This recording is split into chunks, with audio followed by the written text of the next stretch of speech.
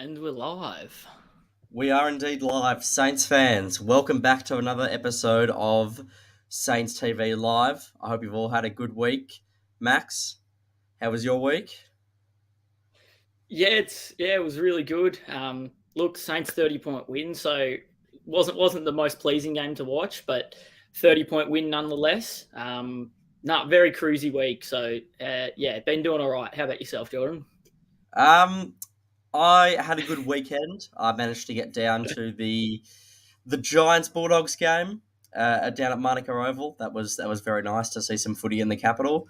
But lately haven't been feeling 100%. You can probably see I look a bit like Rudolph the Red-Nosed Reindeer and don't sound a bit my best, so apologies for that. But the show goes on, so I think Max will have to take the reins for tonight, especially when interviewing our special guest Bakes coming up. Um, but yeah, have you listened to the podcast this week, Max? Yeah, I did. Had a nice listen to it this morning. There was a few shenanigans on last night. I believe the boys filmed it after dinner. They were saying so around 9:30. They got things underway, but no, great listen on the podcast. A lot of giggles, a lot of laughter. So if the Saints win on Sunday, Arvo didn't get you up and about. Hopefully the podcast does, and then also check out Jake's TV Saints TV Weekly. Sorry, you launched that video yesterday. So yeah, give those both a sus once we're done interviewing Bakes tonight. Yeah, and is that Saints TV merch I see you wearing, Max? Jordan, look, your nose might be stuffed up, but your eyes definitely aren't. That is Saints TV merch. Get get yourself some Saints TV merch. We're not saying this lightly. It is pretty top quality stuff. Nice and comfy for the winter time. There's a whole bunch of designs and whatnot on there that you can pick from. So yeah, check out the Saints TV merch on the Saints TV website. Yep, and I believe you've got some news regarding the Adelaide game and how to watch it. Yes, so the Saints TV disco won't be at the Bentley Social this weekend. It's going to be at RSCA Park down at Linton Street. So, Sainers, bring your mums along. It is Mother's Day after all. I'm TBD on if I'm going to be there at RSCA Park or not, but hopefully I am. Bentley Social is doing something for the mums on Sunday, so we don't have that venue, unfortunately, but watching it at RSCA Park, believe it's in the social room, or I believe that's what it's called anyway, the Moorabbin Social. There'll be food and drink there. There also will be a big screen for the viewing, so should be good atmosphere, and yeah, get your mums down with you guys. Yep, awesome. Couldn't recommend it more. I'm sure it'll be a great day. Last time at the Bentley Social was terrific as well. And we have got a little bit of a video to show you. Um, I believe there's a Rising Star nomination has been given out to one of our beloved youngsters. Max, is that right? Yeah, just a little one. I saw a stat that I think Jake posted, or it might have been on 7AFL. Of the last 10 rounds, this is the last two rounds as well of last year. We've had three Rising Star nominations: Marcus Windhagen, Michito Owens, and now Mateus Filippo, or Philippou, however you'd like to pronounce it. So yeah, we do have a little funny skit for you guys that was uploaded by the Saints media team on TikTok and Instagram today.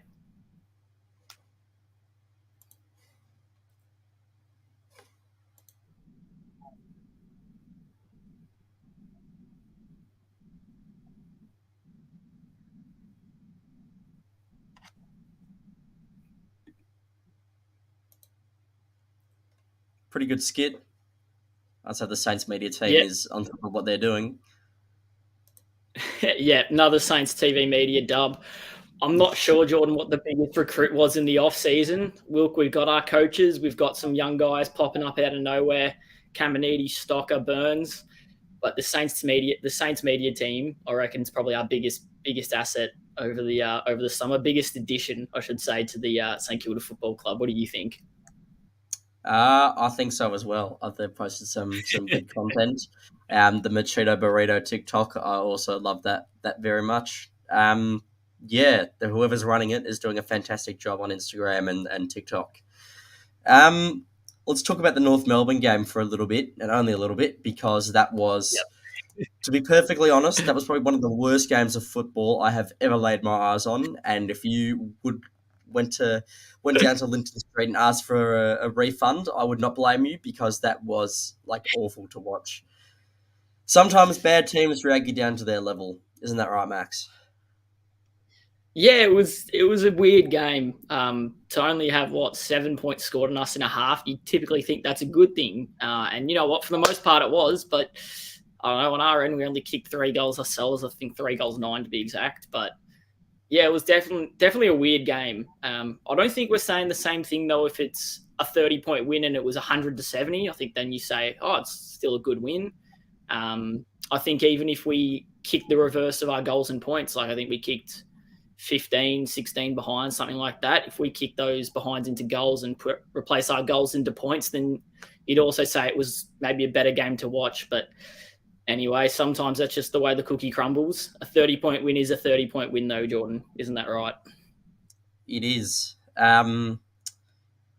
16 behinds is not terrific. I think accuracy was definitely a huge issue for us on Sunday, but clearly it was for North as well. Like I said, sometimes bad teams drag you down to their level. One thing that was a bit concerning, though, was how easily they were able to transition the ball from their defensive 50 to their attacking 50. So I think that'll be worked on at training, but otherwise, there'll be tough wins throughout the year. This is, one of those ugly wins, so to speak. A lot of good clubs do have those ugly wins, and this was just ours. So I know there was a fair amount of people, very negative in Jake's post match review after the game, but I don't see that negativity. I think wasn't the prettiest game, but we got the 4 points, we got the chocolates, and that's all that matters. Yes, exactly right. Just on your comment about the transition from D50 to O50 for North Melbourne, Port Adelaide did that very well to us as well the week prior. So I definitely think it'll be addressed in terms of Adelaide. They're probably the best attacking team in the comp right now. They've really only lost 2 games that, excluding the loss to Geelong over the weekend, but they've only lost 2 games because of their goal kicking. That first one in round 1 to GWS, and then obviously the point by Collingwood. They're a very threatening team. We'll touch on that later on in tonight's show. But yeah, I definitely think Ross Lyon will have some tricks up his sleeve. Maybe Corey Enright will get involved as well in how we stop the rebounding 50s and the transition of the opposing teams. Yep, Dale's got a question for you, Max. Do you think memory should be dropped? Wow, yeah, it's a big statement, but it's not. I don't think he'll be dropped. It's a big statement, but it's not. The way the team's playing is not unrealistic. Look, Ross Lyon's done stranger things. I quite liked Caminiti in the side in comparison to Membry for the first 9 rounds, whatever we've played, 6, 7. I don't know how many rounds we've played. We've done this too long already. But anyway, I liked how Caminiti attacks the ball a bit more than Membry, I think. Maybe in unison with Membry, with King potentially coming back into the side this week. Maybe Caminiti comes back into the side. I think maybe that helps Membry more than he's probably shown the first 3 games he's been back. The one thing I can't stand about Membry's game is that he jumps off of 2 feet. And what jumping off of 2 feet means is that you're asking for the ball on top of your head. It means the defenders can get a run and jump at the ball, so it's insanely hard to mark. That's the only real pain I guess I have with Tim Membry's game, because other than that, he's elite around the ground. Typically, he's a beautiful set shot at goal, and he's usually that awesome supporting third tall, second tall in that forward 50. So, look, I'm not sure if he gets dropped this week, but it might be on the cards for later on if we've got key forwards in prime fitness. Yeah, just touching on that, you mentioned that he's not used to being that that he's used to being that second or third forward. I think he's not used to being the primary option, so I think it's a bit difficult for him to jump into that role straight away. He hasn't had the best, the best couple of weeks. But I think, dropping him is a bit premature. If he keeps playing the way he is, throughout the next, Adelaide, GWS, and Hawthorn, maybe the conversation needs to be had. But I think we should cut him some slack. I think on the Port Adelaide game and also the one against the Roos on Sunday, I think a couple of people haven't been performing as well as they would have liked. So I think singling out memory is probably a bit unfair at this stage. But TB, we'll see what happens with Timmy Membry. Our special guest is currently in the waiting room. Max, would you like to introduce him? Not that he, Yeah, not that he needs an introduction, Yeah. This man doesn't need an introduction at all, but we'll give him one anyway. Played 203 games for the club, is a Trevor Barker Award winner in 2005. And if you don't know him already, he is one of the greatest taggers the game has ever seen. Stevie Baker, welcome to the show. G'day, lads. How are we? Thanks for having me on.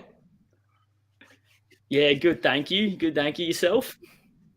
Going well. What's happening? What are we talking about tonight? I guess we might just jump straight into what you've been up to post-footy. We know you've been doing a lot of running, a lot of triathlons and stuff like that you've been posting on social media. Do you want to just give us and the Sainers a bit of a rundown what you're up to this weekend? Yeah, well, this weekend I'm going to support a great friend, Matty Ferguson, ex-Sainter as well. He's running an ultra marathon. But we did a half Ironman a couple of months ago, and we're just looking at signing up for a full Ironman at the end of the year in December.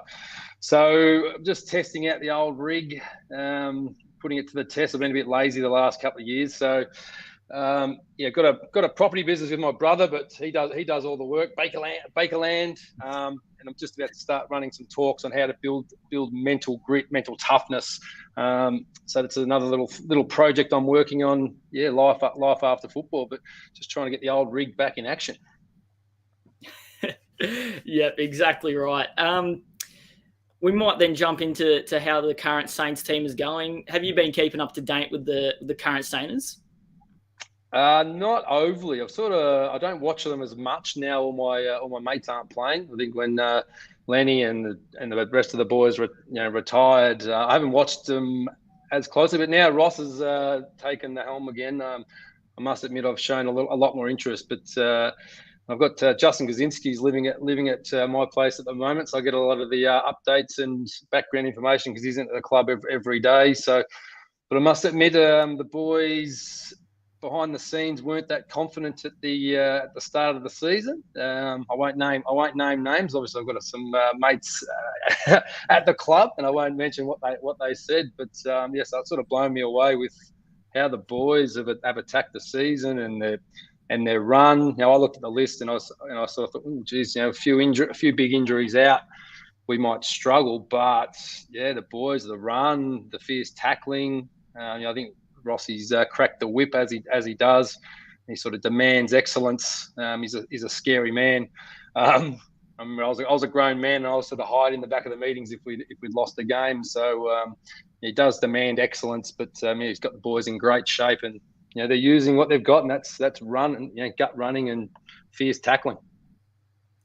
Yeah, Bakes, just on that, what do you reckon the similarities and a few differences are between this side and the one that you featured in under Ross Lyon last time? Well, these guys can run fast. I think, a lot more attacking. I think that's just playing a really good brand of football. Not that we didn't play a good brand of football, but I think back in the day we were known for our defensive prowess, our zone. Not many people could bust through the zone. So, maybe just the attack versus defence. I think in the past we had a bit of a balance. If we had some of the attack of these boys have got, when there's a turnover, these guys are on the bike and they're bloody pushing hard forward, and it's just exciting to watch. Yeah, so we talk about differences, similarities between the previous time Ross was there and this season. Is there anyone that's sort of in the current team that reminds you of yourself, or maybe someone across the league that reminds you a little bit of yourself? No, there's no real little wanker taggers that I've seen. But maybe Steele, but I didn't have the skills. But Yeah, I just like a lot of the boys are going in hard. Like some of the boys, I don't even know their bloody names, but they're going in hard. And I said, "Who's that guy? Who's that guy?" And they're cracking in. But yeah, I love the way Steele plays and goes in and gets after it. Yeah, awesome. And then you just mentioned that you were the little shit tagger that was probably annoyed by other opposing players. You spoke on Channel 7 a couple of weeks ago or a week or two ago about the Nick Dacos tag. What are your thoughts on tagging in today's game? Yeah, well, I think they're giving him a bit of a hard time. So sorry to Nick that after that interview, it seems like the last couple of weeks he's been getting into him a bit. So yeah, I was surprised. I was watching with a few boys when he had the 40 touches and 2 goals a couple of weeks ago, and I made the comment that I can't believe they're not getting some little dickhead on him like me and niggling him and punching him all game and just pissing him off, because I think if he doesn't dominate that game, they'll probably lose. So that was my take on it. So I'd definitely play someone on him, and because he's a game winner, he can win the game off his own boot. Yeah, exactly right. Yeah, it's almost a lost art these days. You think of all the teams that have such dominant midfielders, Bontempelli, Tom Green, maybe for GWS. There's definitely others that I'm missing, but I guess it's a lost art ever since those new rule changes come in. Do you have any opinions on where the game's at now compared to where it was back when you played?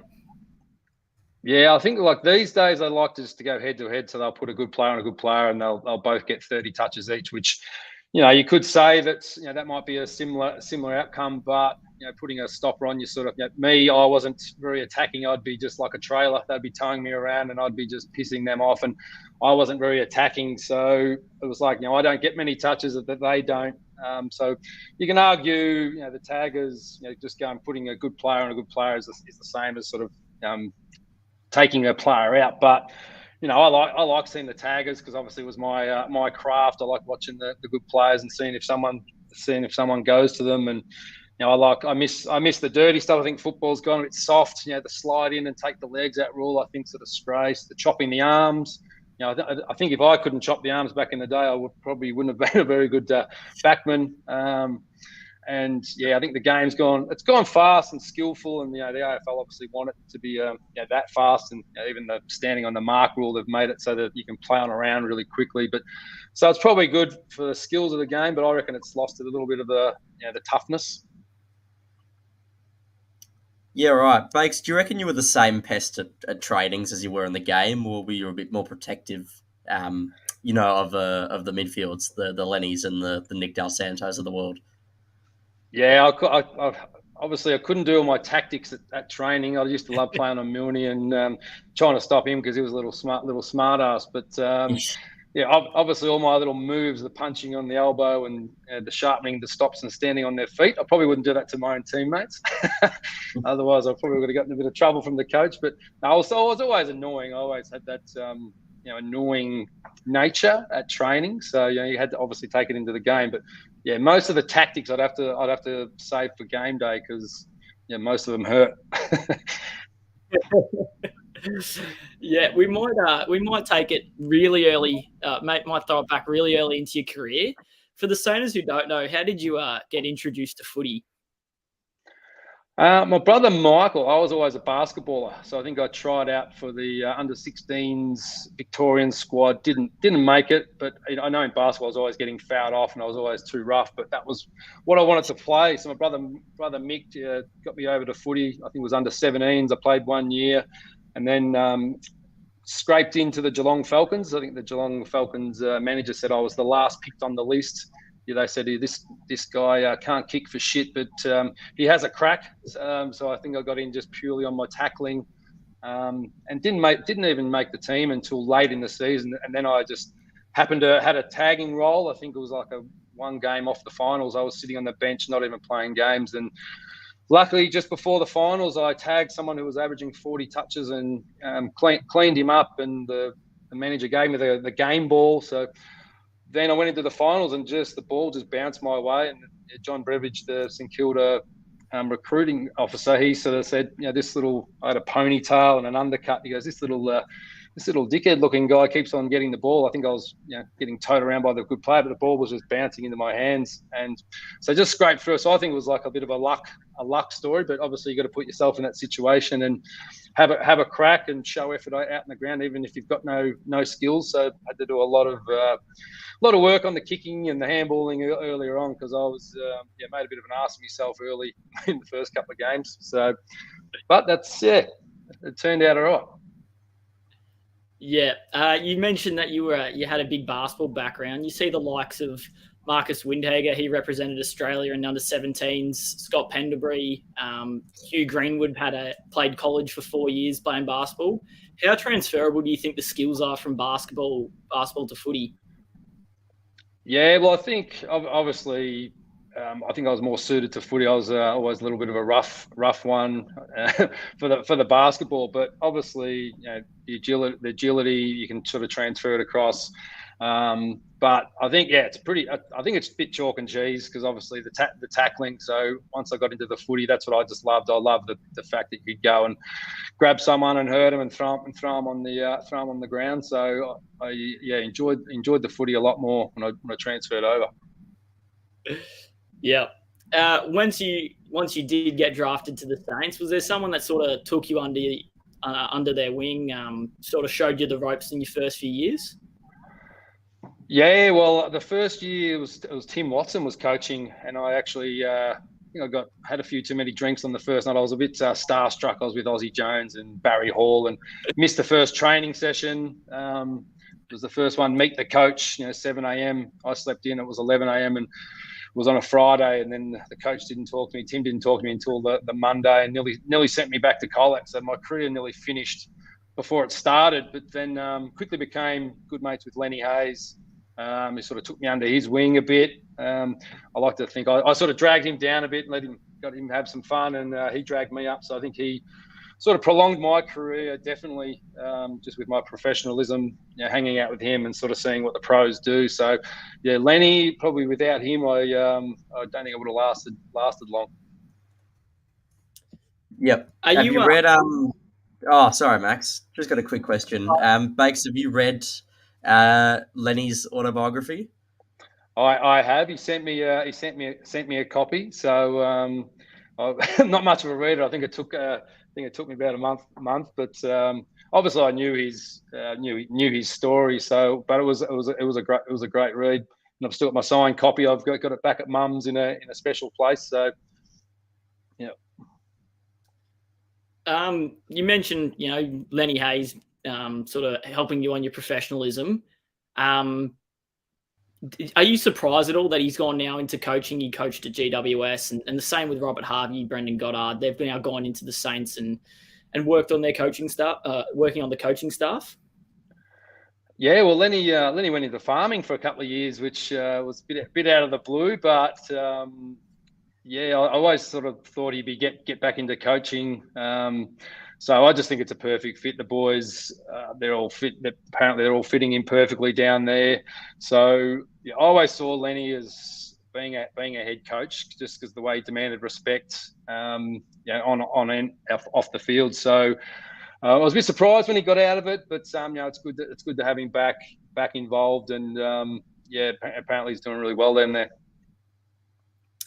Yeah, obviously you're not currently in the four walls of Moorabbin, but what sort of energy or what sort of vibe do you think the Robert Harvey, Lenny Hayes, Enright and Ross Lyon are bringing upon the current playing group? Yeah, it's a lot of big personalities in the same room. Obviously, because he's told me it's weird down there with all the boys he used to play with. Now at the helm coaching, but I'm gonna head down there more often and sort of see what it's like. So I reckon it's just created a bit of a buzz. Obviously, seeing the legends, the champions, the head of the club. I think they've got the boys into shape, and the respect I think the boys will have for their coaches and what they've done in their careers is make them play that little extra harder on the weekends. Yeah, you mentioned you'll involve yourself a bit more with the club, I suppose, Bakes. But do you reckon there's a role in an official capacity for you moving forward? Is that something you've got your sights on, or just going with the flow? Nah, probably going with the flow. I was more like I just like to do my job and not sort of think about football too much. After the game was done, I never was one to like getting up and talking to the boys, like just getting the job done and getting home. But you've been asked that question a bit about being a backline coach or a tagger coach. But the boys are absolutely fine. I don't think I'd get a spot there now. Now they're on fire. We got to interview Grant Thomas a couple of weeks ago, and the main sort of thing he spoke about was trust between the players, then also the trust between the players and the coaching staff. What was that sort of like under GT, and then what was the transition like when Ross Lyon came in with the trust between the playing group and the coaching staff? Yeah, I think Tomo created a really good camaraderie with the boys. We'd catch up, after nearly every game. We'd have a barbecue, and he sort of give us free rein to play the way we wanted to. We had and a bit more of attacking style of football, and really played for each other. And sort of with Ross, we had a bit more of a defensive mindset. But I love both of their coaching styles. Got along, but still great mates to this day.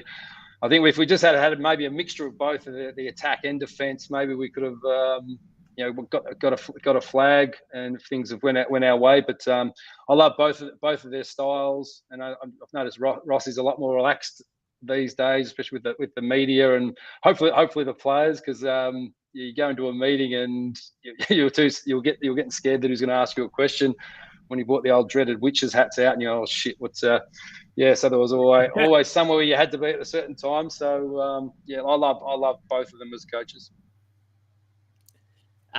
Switching gears just a little bit, what was your sort of favourite, funniest? What's a memory inside St Kilda that you had that maybe general Saners won't know? The locker room antics, which I probably can't explain. Milner was always a bit of an idiot, playing practical jokes in the locker rooms. Obviously, playing wise, playing Stewie Lowe, I was good mates with Stewie Lowe. I still am good mates with Stewie Lowe, but I was living with him at the time. Playing in his last game was very special. Halves is 350th, but then obviously the grand finals are just special memories. Even though they sort of churn in the guts for losing, running out of that race when there's 100,000 people screaming, which is something when you first get drafted, you never dream about playing in a grand final. So that was pretty special that day, even though it didn't end up well all those days, the draw and the other two. But just the fact that we got there and you were out in the front of 100,000 people is pretty special. Yep, Bakes. Just on one of the grand finals, I suppose. Were you expecting to be recalled into the team for the 2010 grand final after missing, so many weeks through suspension, or was it a bit of a surprise? No, it was a bit of a surprise. I had because I got in trouble for whacking Stevie J. I got reported 4 times, and I think it was 12 weeks down to 9. I took an early plea, got 9 weeks. So that made it so I could only come back on grand final day. So, and then a week after I'd been suspended, there was an incident off the field where I actually broke my second toe straight through. So to add to having 9 weeks off, I had a broken foot where I had to cover from for a couple of weeks in a cast and operation. So I didn't give myself much of a chance, but I got put through a grueling recovery.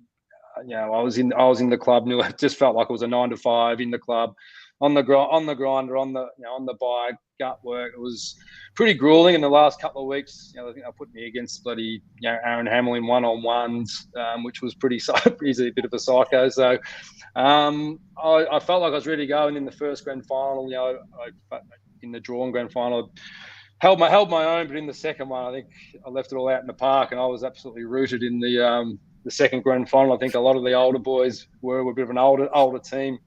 I remember looking around in the changing rooms on the training session before the rematch, and everyone was just absolutely rooted. I thought if everyone's feeling what I'm feeling, we might be in a bit of trouble. But obviously, you be optimistic and keep positive. But obviously, they give us a bit of a tailing in the second one. Yep. Might be a bit of a difficult question to answer, Bakes, but do you reckon it was, worth it, giving Stevie J a bit of a whack?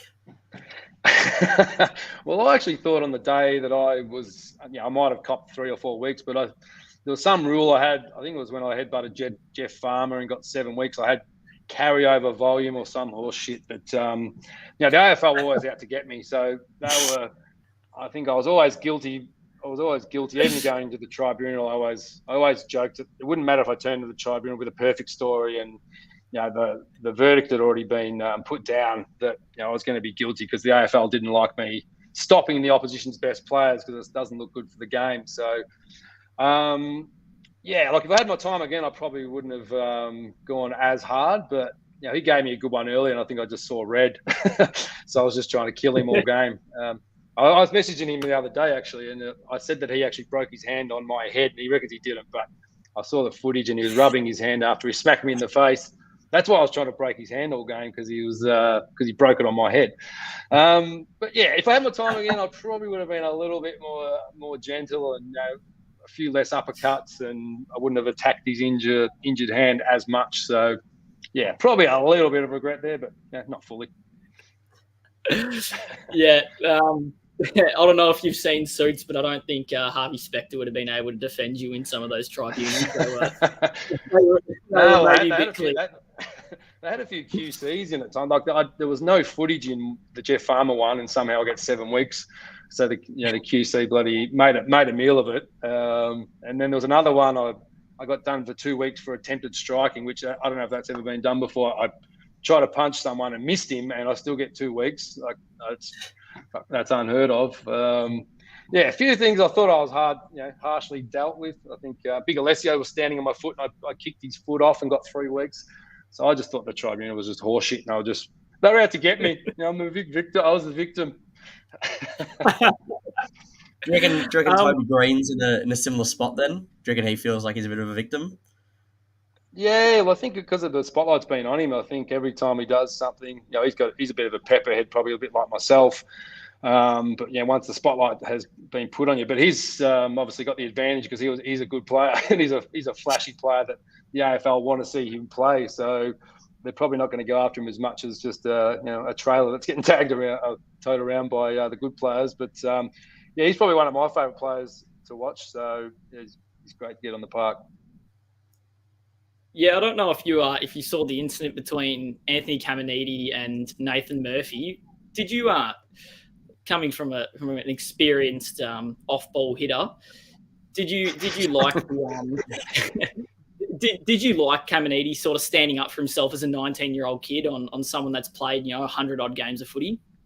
Which one was I don't know which one was that? So this was the one Caminiti Saints v Collingwood a couple of weeks ago. Caminiti got 3 weeks for it. He gave an elbow to Nathan Murphy's head, but Nathan Murphy sort of ducked. I don't know if you saw it. No, I didn't. I don't think I must have missed that one. I can't remember it, but I think it was fair. Yeah, fair enough. He deserves it. He deserves it.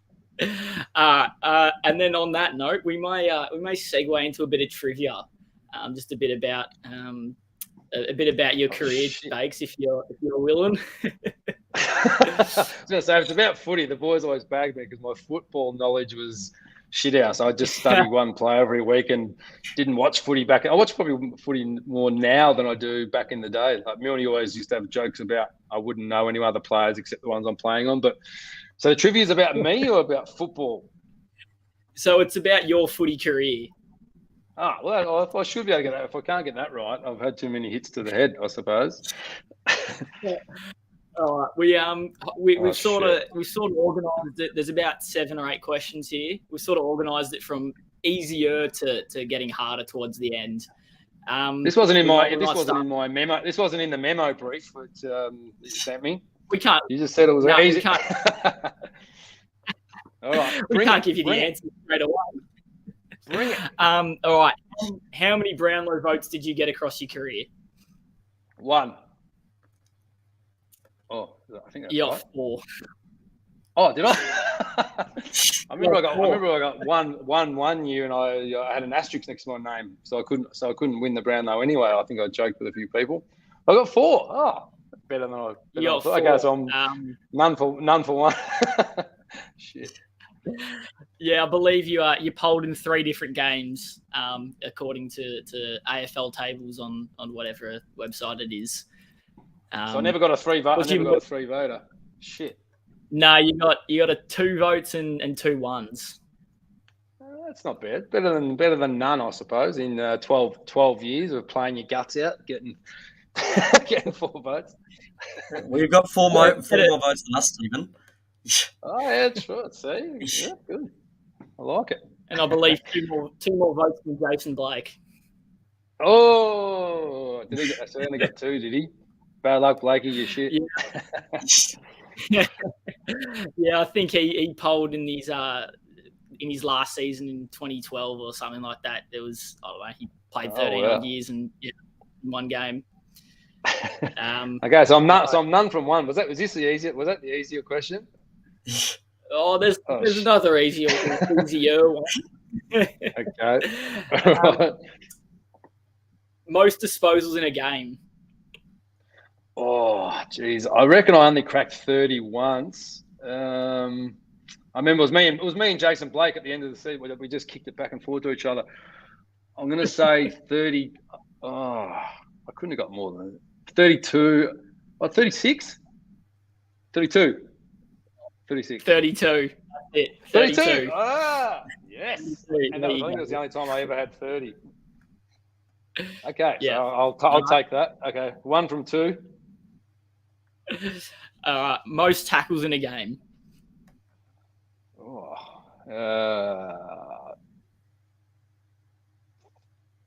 12, 14.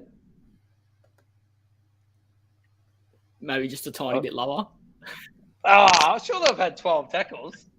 No? It's got to be 10. According to Jordan and I's research, it was just the 9 tackles. Didn't break double digits on that.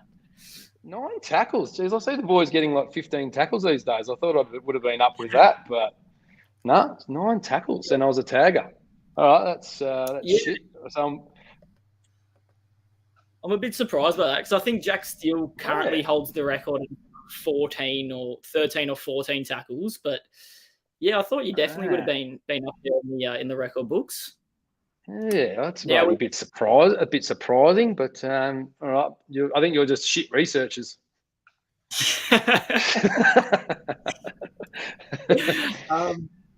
Now we start getting into the more obscure ones. You said the tribunal in the AFL was out to get you. What was the most free kicks you received yourself in a game? Far out. Free kicks I received 5. You think the umpires were that generous to you in your playing career? Oh, I don't know. No, is it 2? No, you got 3 one game.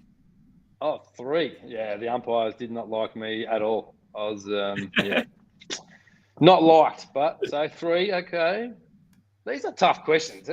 These are very tough. Yeah. If you ask me how many times I got guilty out of 15 tribunal appearances, I'd know. Because I never got off. All right, what's that? 1 from 4. All right. It wouldn't be any fun for the fans if you got them all, Bakes. True. All right. Well, this one might be even a bit harder. So, or maybe depending on your memory. What was the most hit-outs you had in a game, and for extra points in what game? Jeez, the most hit-outs. Like actually in a ruck hit-out. Yeah. I couldn't have got more than 1. Or is it a trick question? No, you said what game? You said what game? Is it more than? It has to be just 1. Yeah, it was only in 1 game. Oh, but I'm saying it was. Well, my guess was not 1 because that's obviously wrong. I must have got 2. Sorry, it was 1 hit out, but yeah. Yes, that's what I was looking at. 1 hit out for your career, and in 1 game. Well, obviously. I was going to say that's right because I was going to say I can't even remember getting 1 hit out ever. So yeah, it couldn't have been more than 1 because I remember Rossi used to yell at me and said, you can use some initiative sometimes, get off your man and do a tap and go third man up. And I was always just, I don't know, I was just stuck to my man like glue. So I was always too worried to do it. Okay, so 2 from 6. Is there one more? There's 2 I believe more. there's a couple 2 more. Okay. Which 2 venues are you undefeated at? 2 venues. Marble Stadium and Waverley Park. Waverley Park was correct. Oh. And what is it? The MCG? Huh? No, it was. Can't be correct. the MCG because I remember a few grand finals we lost. What's the other one? Carrera. Jeez, I wouldn't even remember that if you're bloody. Jeez, these are tough questions. These are really tough. Yeah, and Give well, me this an easy one. Give me an easy one. I want to finish on a good note. This is bullshit. Yep. Well, hopefully your memory's not too jotted for this one. This was a special game in your career, your 100th game. Who ran alongside you playing in the milestone game? Who ran alongside me? What was the question? So during your 100th game, there was another player that had a milestone game that one as well. Who was it? Jeez. I honestly can't even remember. Sorry, to give you a hint, they were playing in their 200th. Jeez, I've got no. I can't even remember the game. I can't remember who we played. It was that long ago. No, I'm a blank. I don't even want to have a guess because I'll probably make an ass. Do tell. Think of your key forwards. Not Fraser Garrick. Nick Rewald. Yeah, it was Fraser. No, it was Fraser. Yeah, it was Fraser. Yeah. Oh, there we go. Boom. I couldn't be Rewald. Yeah. All right. So, what game was it? Who'd we play? Oh, it was 2006. Jordan, if you want to stall for a bit, I can find that answer. It doesn't matter. I believe it was Sydney in round 10 off my memory and not Google. Sydney, okay. I remember my 200 was Collingwood, but 100th that was many a year ago. Okay, what am I? Is that 2 from 7? Something like that, but you got 2 answers right, and in our books, that's a win. That's good. That's a win. Thank you. That is a win. That's good. All right. Now, if you're up to it, do you want to answer some fan questions? I know some of the fans have been dying to pick your brain a bit. Is that something you'd be up to, Base? Yeah, I'm up for it. We're here now. Let's get them. All right. As long as they're not Collingwood fans or. Okay. Oh, hey. Was Fisher the umpire teammate? On stage, pity you accidentally him. What's it? Hey, Baker, was Fisher the umpire teammate at one stage? Yes, he was. Lee Fisher. So he's made the transition. He actually does a very, very good job. So I've always wondered why football more footy players haven't gone into umpiring, because obviously we think we see the game a bit better than the actual umpires. But I reckon he's one of the best ones out there. So yeah, he was a good teammate. He was a very very professional man. So he's fit into the umpire role very well. Next. Yep, I think Jordan will go through the comments. I'll read them out. Marcus wants to know, not sure if you watch the current team, but what would you change on our current team to go further and be better? Further and be better. We don't have to change a lot now. We've only lost a couple of games and it's by less than a couple of goals. So I think we're just got to keep pushing. We've got a few guys to get back. Obviously the skills can always improve, but it's the effort that I think everyone, the fans and the supporters are loving. So I don't think you have to change much. Obviously, Rossi's going to have the longer he goes along, the players that are going to stick to the game plan. So yeah, just keep. I think if the effort's up, I think the rest of it will fall into place and get in the top 4.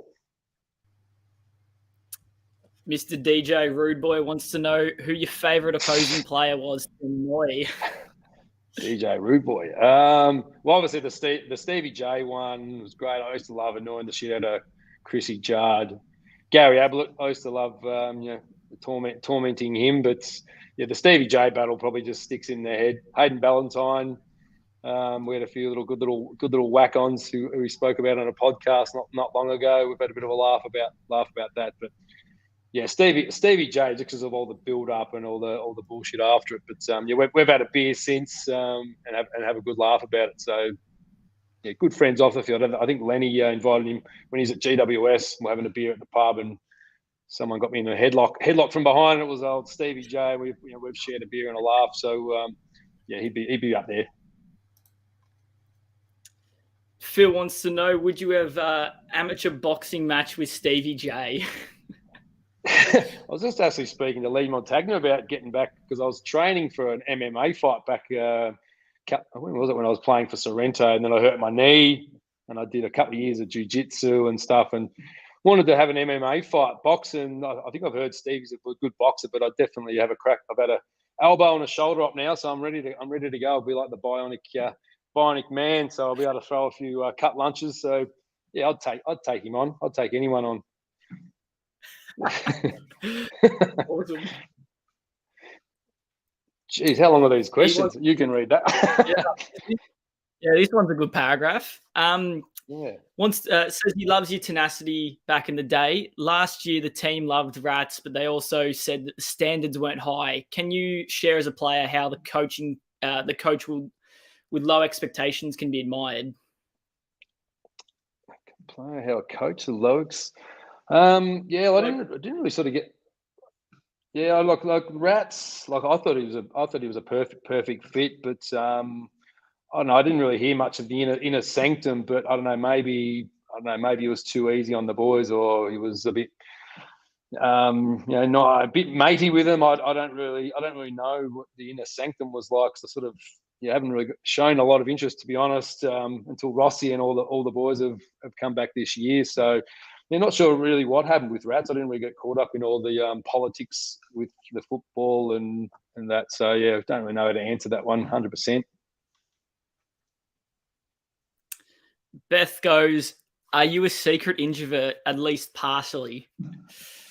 I am. I don't usually. You've taken me a while to get me on this thing. Like, obviously, I'm a bit of a larrikin when I get out there, but I sort of like to keep to myself usually, but lately I've just thought, stuff it. I'll start getting out there and saying yes to a few things and getting on these chats, which I don't mind. I always get a bit nervous. I think I had a media ban back in the day because I'd speak my mind, so I was never usually allowed in the media too much. So I'd always say something stupid. But I am a little bit of an introvert. Dale wants to know, who did you support as a kid, obviously growing up in the Geelong area? Were you a Geelong fan growing up, Bakes? Yeah, well, as I mentioned, I was sort of more basketball. I was Chicago Bulls, but my brother barracked for Carlton. My parents barracked for Geelong because it was a bit, they were obviously the closer team. So it was probably Geelong and a bit of a mixture of Geelong and Carlton. Because I'm originally from Colwack, Geelong was pretty close. It was only like an hour away. Yeah. Jordan, you going to take this one, or was that? Come on, Jordan, do some work, mate. I'm not sure. I can't read them very well. Beth's wondering if there's a player you see that you reckon you could put an arm around to mentor. What would be the thing you'd love to add to their game? I guess of the current Sainers. I don't know. Like, obviously my role was as a tagger was pretty unique, and that was about all I did. Maybe the back line. I don't even know. I don't even know who's playing down the names, but yeah. So unless there's a tagger at the Saints, I wouldn't actually really know who to mentor. But I don't know who's our back line. He was a guy that played really well. There's a lot of intercept marks. Cal Wilkie. Oh, Cal Wilkie. Yeah. I like the way he plays. But obviously, as a mentor, I wouldn't know what to do. But obviously, my the dirty tactics I'd probably add on. But then they get reported. So I like the way he goes about it. Yeah, I might just jump in here on that. There's a few fringe players right now in that sort of midfield role, like Jack Bytel. He's been stiff not to play every week. Marcus Windhager as well, one of the younger boys. Is there any advice that you would say to them, especially under Ross Lyon, that would maybe get them in a permanent 22 spot on the team?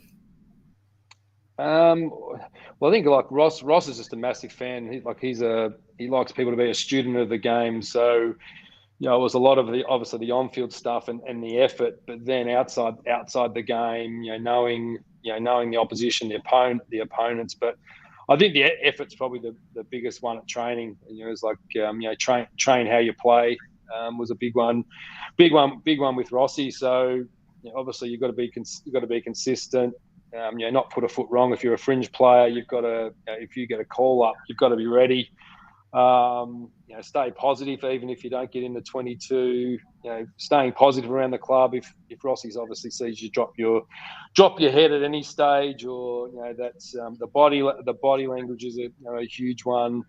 Because the footy club is a club as a whole. So even if you're not playing, you've got to be supporting. You've got to be always up and about to support the team in any way you can. But probably just being ready.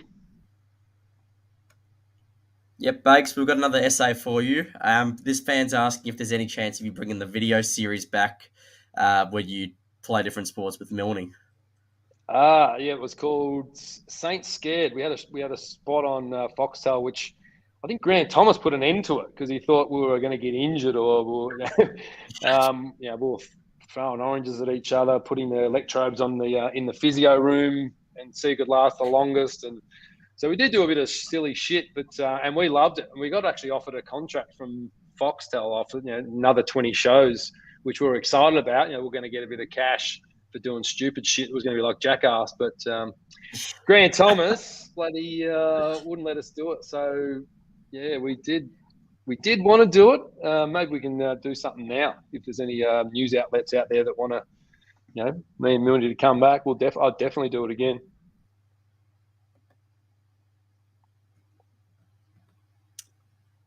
Who would you send me to improve my footy skills? I'm a small forward playing for the Dingoes in Japan.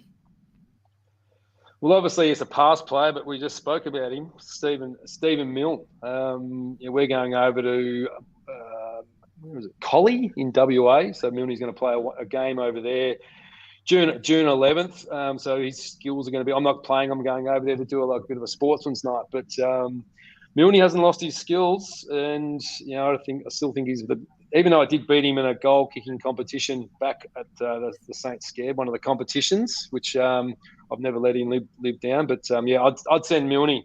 He's an old dog, but he's old and wise, and he can kick the ball. Is he still? I don't know if you know this. Is he still playing his footy down at Bowie Sharks? Yeah, well, I don't know if he's playing this year, but he's just playing more one-off games this year because I don't think he can handle playing every week because he's getting a bit older. But I think he's still down there in some capacity, helping the boys out. But I think he just plays the one-off game, tries to kick his five goals, and supports the local footy clubs, which is good. Yeah, Bakes, this one's from Dale. He's asking which teammate you played with that had the worst bad habit.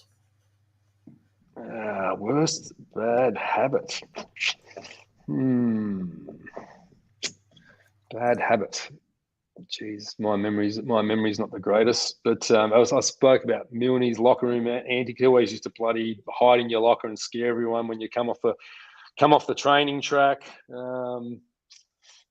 I can't remember any really bad habits or anything I'd like to mention. Sorry. All right. This one, I'm not sure. I saw a fan commented earlier, but I can't quite see where we're located at the moment. What was your and the playing group's honest reaction after the 2010 draw? Obviously, only the third time that it's ever happened. What were you shell shocked? Did you think there was going to be extra time?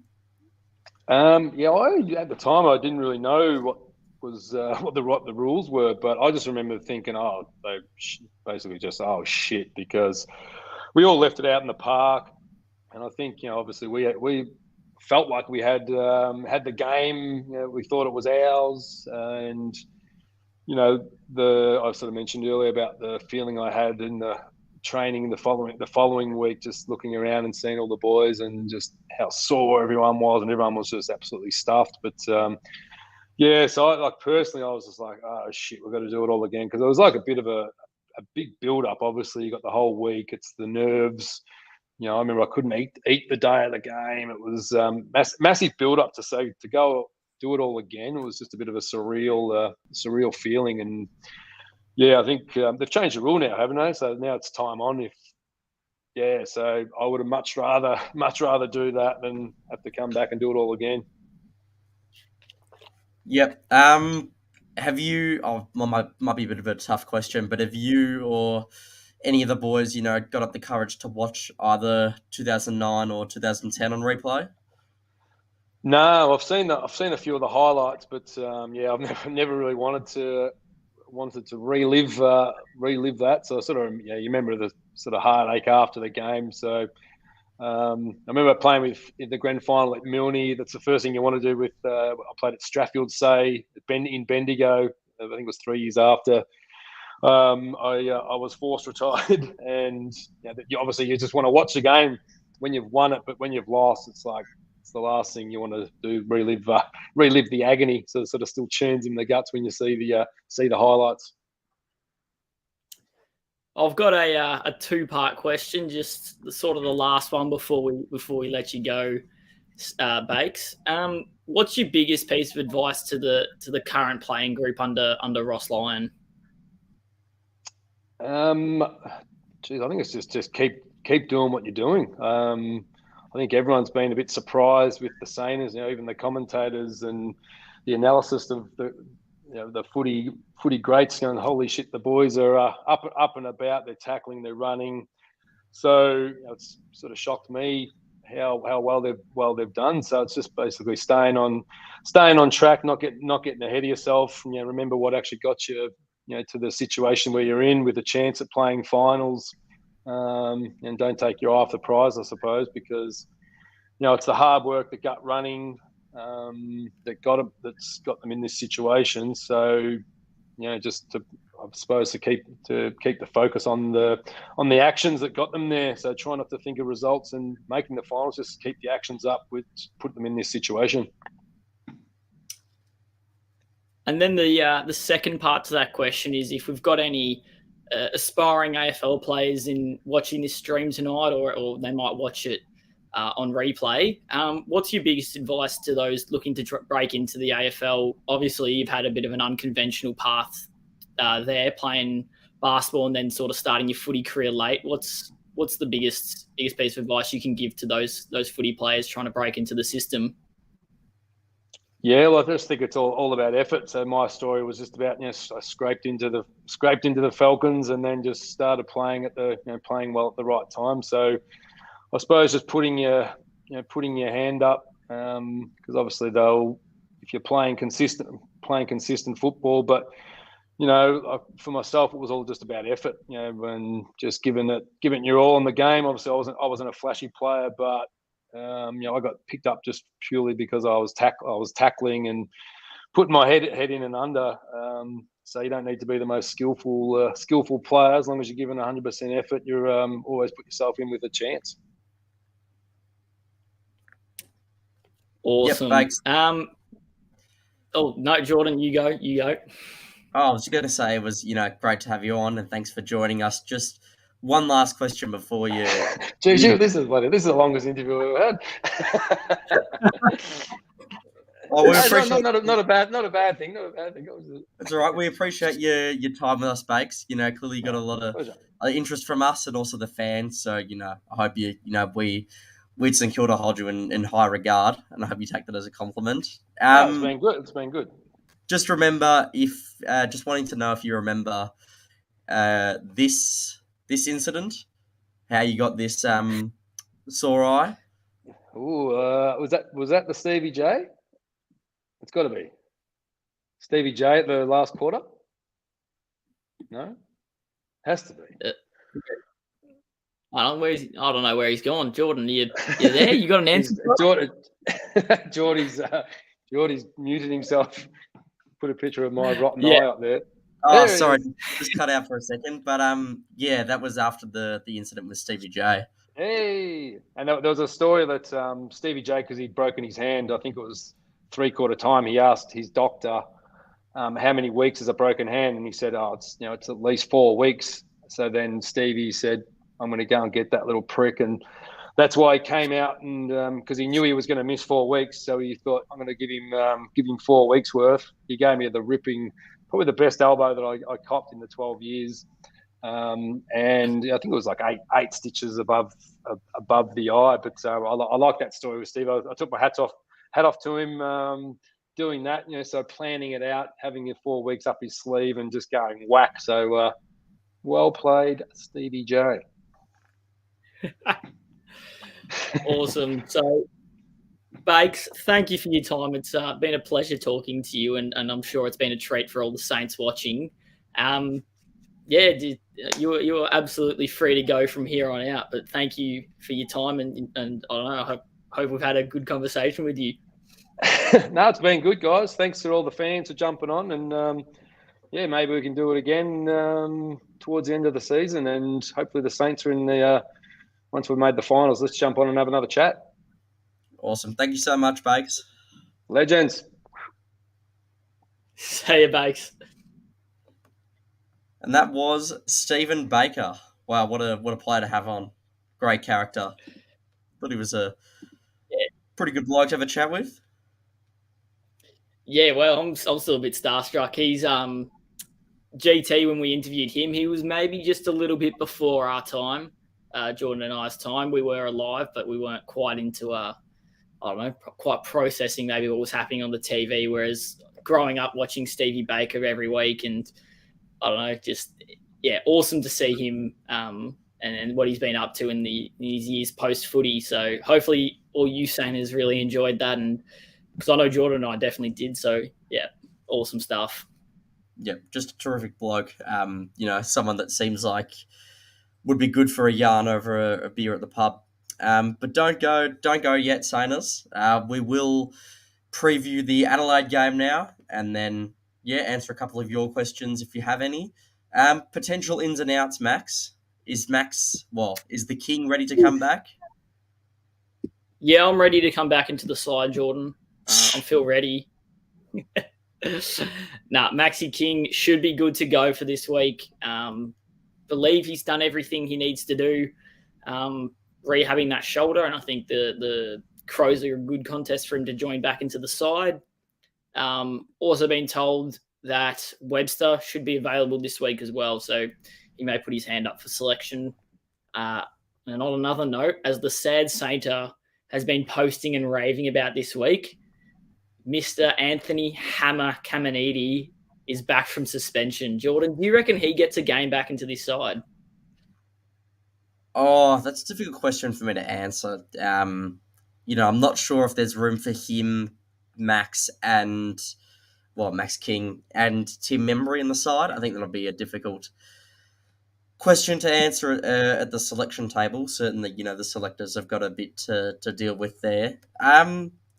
I would like to see him back. I would like them to see, rock with 3 key forwards and see how that goes, at least for one game. I think Adelaide's a side where, as good as they are, they're definitely a team that we can't afford to take lightly. I think it would be a good experiment to try and have 3 key forwards and see if that works moving forward. But yeah, not too sure about the Hammer returning alongside Max King. Yep, I just want to pull up a few fan comments. First of all, who goes out for Webster? I personally think Pato's due for a rest. I think really the only reason he's been playing is because we haven't had that luxury in another medium, small defender. So if Webster's available to come back into the side and he's fit and ready, Pato gets dropped probably. Yep, I think I have to agree with that one, Max. I think Pato is also due for a rest. Yeah, it would be good to see him gain some form down at Sandringham. Yep. Another one from Chris. Ooh, Chris. Who's the player to take Darcy Fogarty? I think if Windy gets a game, I think it's him, but it also could be Jack Vitale. I think I was a bit surprised to see Windy dropped. Was Windy was dropped for the North game, wasn't he? Yeah, he Yeah, was omitted. a bit surprised to see him omitted. So hopefully either him or Jack Vitale play a full game and they'll go to Darcy Fogarty. I assume you have the same opinion. Yeah, I think so. I think maybe Fogarty moves up forward because he's a lethal set shot in front of goal. Maybe someone like someone like Jimmy Webster. He may take him, maybe a bit bigger body. Not sure if Battle maybe has the pace to keep up. You think Dougal Howard takes someone like a Tex Walker, maybe Cal Wilkie takes a Riley Thilthorpe.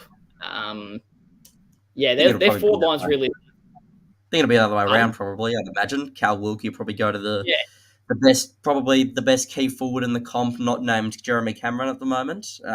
In Tex Walker, whatever you think of him, he's in some fine form. So Cal Walker probably go to him. But yeah, go on.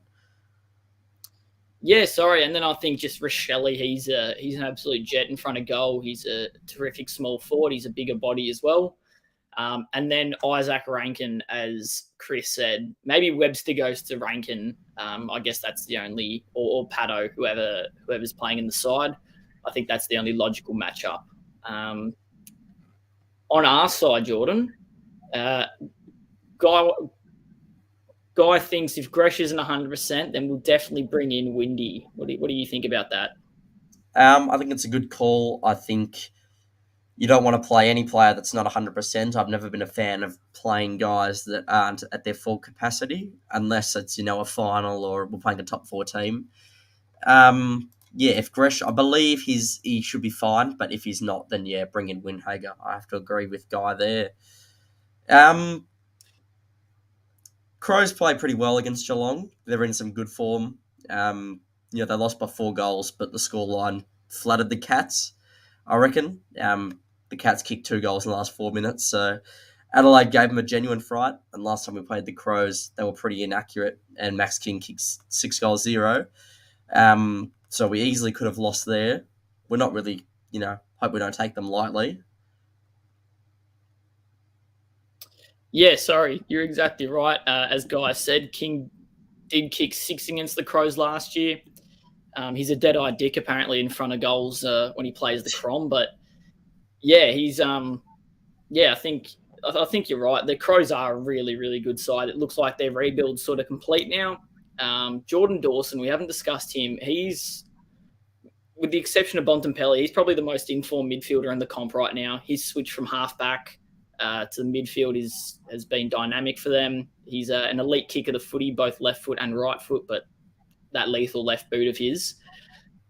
Still obviously not being at 100% Jordan. Maybe to limit some of Gold Coast, the Croms gets out of the middle. Do you put Steele to Dawson? Jeez, I really can't think right now. Sorry. No, it is Dawson. What am I saying? Dawson. Potentially, I'd rather Steele focus on... I'll touch on him a bit later, but still focus on getting back to full health and getting his own footy. But could do against Jordan Dawson. I think Rory Laird also should be someone that we consider putting Steele on. Wouldn't be opposed to sending him to that. Obviously, I'd rather Steele focus on his own game, but yeah, I think Jordan Dawson or Rory Laird would be good candidates for Steele to go to on Sunday. We might wrap it up there, Saners, but as we do before ending each show, we'd like to ask you one word, how you're feeling for Sunday. Max, after studying Beth's word wheel, have you got a word for this week? I do actually, but I just want to pull up a comment from Mark. Max, we don't know what you're saying. No one ever does. All right. We never know what I'm saying. We never know what I'm thinking. Right. Jordan has had to endure countless times being the PlayStation party, stuttering and not knowing what I'm saying. And yep, that's Mark. You're not alone when you think that. Sometimes I'm in my own world, and sometimes, I struggle to get my words out. All right. One word for how you're feeling for Sunday, Max. Just so I don't take. Yep, no, I'm not taking your word like I did last week. I'm ready, Jordan. I'm ready this week. That's what I am. I'm feeling pumped up. We've got the cavalry returning. Jack Billings might even be back in. We haven't said mentioned him, but yeah, ready's to go for the Crom game on Sunday. Arvo, yourself? I'm keen. I'm really excited to see us against an informed Adelaide side, a team that we've traditionally and historically struggled against, and a venue we've struggled in. But this is a different Saints team, so it'd be good to get the wood over them. Yeah, so I'm keen. Guys feeling edgy. Chris is feeling tough. Mr. DJ Rude Boy, probably the best username that I've seen in our comment section all year. He's feeling excited, and so is Tom Arse is feeling excited. Yeah, so have you got a scoreline prediction for us, Maxi? Yeah, we went very similar routes this week. I was thinking exactly along your lines. I've got the Saints 75, the Crom at 70. A tight contest at Adelaide Oval. Hopefully kick a few more goals than we did this week, or last week, I should say. But yeah, tight affair, maybe only 12, maybe 13 goals. If you kick 14, then you probably win the game. So that's my take. How about you, Jordan? Yeah, I reckon we'll win in a very close one. I hope it's not close. I hope we blow them out. I'd rather blow out than almost require a defibrillator at the end of a game. I don't want my heart to be racing. But I reckon we'll win by 2 points. I reckon it'll be St Kilda 85 to Adelaide 83. Guy has gone along the same lines. He reckons Saints by 4 points in a thriller. Beth, I think this is the answer to the question before. She's feeling apprehensive. Chris reckons a 25-point margin, and Mark, I love your enthusiasm, Mark, and I really hope we do win by 100 points in a belter. Who's one player that will have a big game, you reckon, on Sunday? Player to have a big game. Look, Philippou coming off a rising star. We did say that, but I feel like maybe Jordan's mentioned him every week for the last 3 weeks. So we're going to stick away from Philippou. We're going to stick away from Mason Wood. I think absolutely right. King comes back into the side, kicks 6 goals and wins the game for us. That's my big prediction. That's my player most excited to have a big game. How about yourself, Jordan? Yep, I'll just go through a couple first. Cabaniti, Chris reckons. Mr. DJ Rude Boy's got about half the team listed here. Windhager, Burns, and Woody. Mark reckons Mitch Owens. Tom Poe again. Wayne reckons Jack Sinclair. But for me, Max, the player, I'm not going to say Philippou again. I'm going to say Jack Steele. Yep. On the whole, I reckon by his standards, probably a disappointing return from the collarbone injury that he's had. And he'll need to step up against a good Adelaide midfield. I think showing that he's better than Supercoach favourite Rory Laird. I think it's his time to have a big game and step up in his role as captain. Mark, steel balls. Beth, yeah, good point. Brad Crouch for bragging rights. I'm sure he'll want to have a big game. I think he kicked a goal. I think he kicked the sealer last year against Adelaide, if I remember correctly. So I'm sure he'll be keen for another big one. Yep, and then last one, well, maybe not last one, but Nasiah Wanganeen Malaire as well might be ready to come back home and shine in front of his home crowd, I guess.